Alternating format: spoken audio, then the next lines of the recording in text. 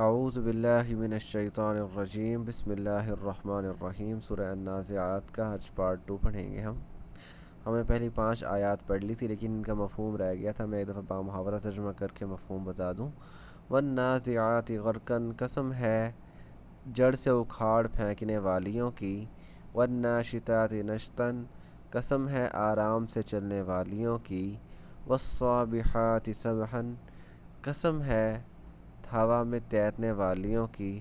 فالسابقات سبقاً پس ایک دوسرے سے آگے نکلنے والیاں. فالمدبرات امراً پھر کسی بھی حکم کی تدبیر کرنے والیاں. یعنی یہ جو بادلوں کی صفت اگلی یہ صفت بیان ہوئی ہے نا آیت نمبر 4 اور آیت نمبر 5 میں، یہ بادلوں کی صفت بیان کی گئی ہے کہ بادل اصل میں بادل جن کو جو بھی حکم دیا جاتا ہے نا کہ کہیں پہ رحمت کی بارش برساؤ یا کہیں پہ زحمت کی بارش عذاب طوفان سیلاب کی صورت میں برساؤ، تو جو بھی ان کو حکم دیا جاتا ہے نا اس حکم کی تکمیل میں ایک دوسرے سے آگے بڑھنے کی کوشش کرتے ہیں. اس کائنات میں ہر مخلوق اللہ کے حکم کی مطلب تکمیل کے لیے ایک دوسرے سے آگے بڑھنے کی کوشش کرتے ہیں، سوائے انسانوں کے جو ہم زیادہ تر انسان پیچھے بھاگتے ہیں، اللہ کے حکم کی نافرمانی کی طرف جاتے ہیں. لیکن کائنات میں کسی اور مخلوق کی جرت نہیں ہے کہ اللہ کے حکم کی نافرمانی کرے. تو فالسابقات سبقاً ایک دوسرے سے آگے بڑھنا کہ میں اللہ کا حکم پورا کروں گا. فالمدبرات امراً پس جو بھی انہیں کام حکم دیا گیا ہے کہ یہاں پہ رحمت کی بارش برساؤ یا زحمت کی، یا جو بھی انہیں حکم دیا گیا ہے امراً جو بھی حکم دیا گیا ہے اس کی تدبیر کرنا کہ کیسے اس کو مکمل کرنا ہے، حکم کی تکمیل کرنی ہے. فالمدبرات امرا پس مکمل تدبیر کرنے والیوں کی کسی حکم کی. یوم جس دن ترجفو رجفہ یرجفو کا مطلب ہوتا ہے کانپنا. یوم ترجفو جس دن کانپے گی، کانپے گی. اب یہ کانپے گی کیوں کہا ہے ہم نے؟ جیسے تھا نا ضربہ اس نے مارا، یضربو وہ مارتا ہے یا مارے گا. تضریبو کے دو مفہوم ہوتے ہیں، وہ مارتی ہے یا مارے گی، یا تم مارتے ہو یا مارو گے.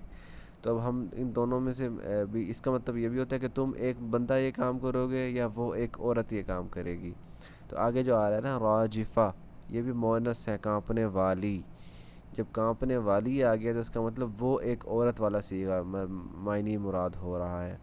تو یوم ترجف الراجفہ جس دن کانپے گی کانپنے والی.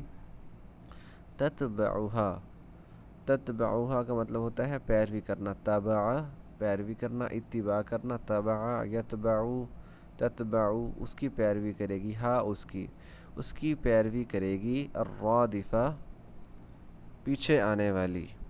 رادفہ کا مطلب ہوتا ہے جب ایک جھٹکے کے بعد دوسرا جھٹکا یا ایک کام کے بعد جب دوسرا کام پے در پے کیا جائے نا تو اس کو کہا جاتا ہے. جس دن کانپے گی کانپنے والی اور اس کی پیروی کرے گی ایک اور جھٹکا یا ایک اور چیز.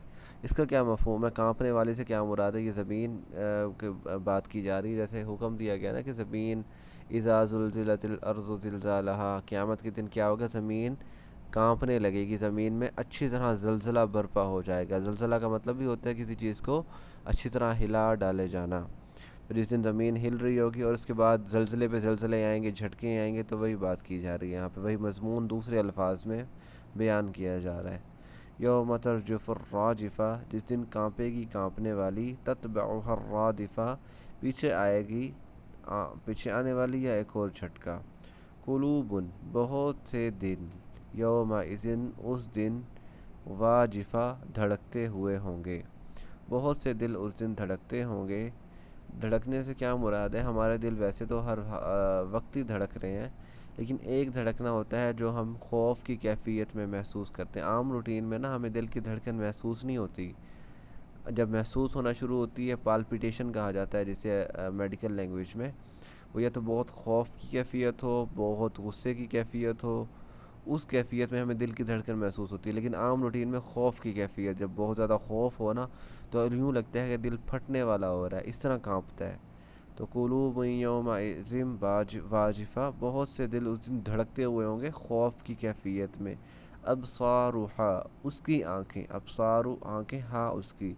ہو ہما ہم ہا ہما ہن آبجیکٹو پروناؤن. ابصارھا اس کی آنکھیں. خاشعہ ڈری ہوئی ہوں گی. اس کی کس کی؟ دل کی آنکھوں کی بات کی جا رہی ہے.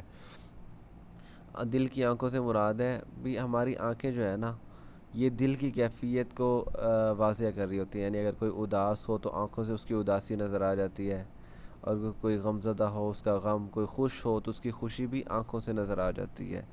تو یہ یعنی آنکھ جو ہے وہ دل کا آئینہ ہے. تو یہ مفہوم یہاں پہ بیان کیا جا رہا ہے کہ ابصارها خاشیہ, یعنی دل جو خوف کی کیفیت میں ہوں گے وہ آنکھوں سے صاف نظر آ رہا ہوگا, تو اس کی آنکھیں ڈری ہوئی ہوں گی. اب اگلا جو مضمون ہے وہ تھوڑا سا الگ ہے, تو انشاءاللہ ہم اگلے پارٹ میں پڑھیں گے. وما علینا الا البلاغ المبین.